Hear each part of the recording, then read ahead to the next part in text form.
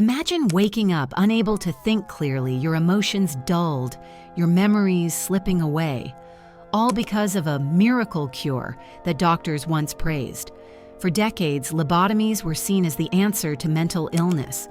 But behind the promise of a cure lay a horrifying reality, one that left thousands of people permanently damaged and some completely lost. So how did this brutal procedure become so popular? And why was it performed on children, prisoners, and even one of the most famous families in America?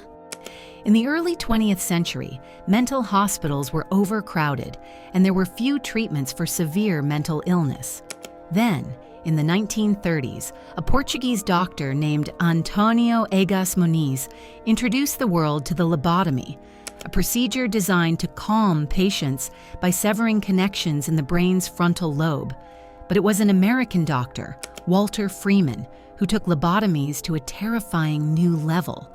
Freeman believed he had found a simple, quick, and effective way to treat mental disorders.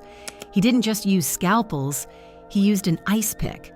That's right, an ice pick. He would insert it through the eye socket and hammer it into the brain. No surgery room, no anesthesia, just a few minutes, and the patient was cured. But was this really a cure? Or just a nightmare? At first, lobotomies seemed to work. Patients became calmer, less violent, and easier to manage. But at what cost? Many lost their personalities, their emotions, and even basic cognitive functions. Some became completely unresponsive, like living ghosts. Others developed seizures, lost the ability to speak, or died from complications. One of Freeman's most infamous patients was Rosemary Kennedy, the sister of President John F. Kennedy. She was only 23 years old when her father approved the procedure. Before the lobotomy, Rosemary was a bright young woman, though she struggled with mood swings and learning difficulties. Afterward, she was left with the mental capacity of a toddler, unable to walk, speak properly, or care for herself for the rest of her life. And yet, despite the horrifying consequences, Freeman kept going.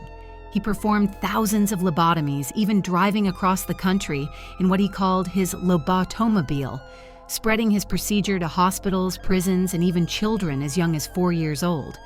By the 1950s, the medical world started questioning Freeman's methods. With the rise of new psychiatric drugs like Thorazine, lobotomies were no longer necessary. And after one of his patients died during surgery, Freeman was finally banned from performing them. But the damage was done. Over 50,000 people had undergone lobotomies in the United States alone. Their lives were forever changed. Many left as empty shells of who they once were. Lobotomies were once hailed as a medical breakthrough. Today, they are a chilling reminder of how far science can go when ethics are ignored. How did society allow this to happen? And could something like this ever happen again? Let me know your thoughts in the comments. Would you have trusted doctors back then? Or would you have questioned the so-called cure? If you found this story shocking, make sure to subscribe for more dark and curious history. Until next time, stay curious, but question everything.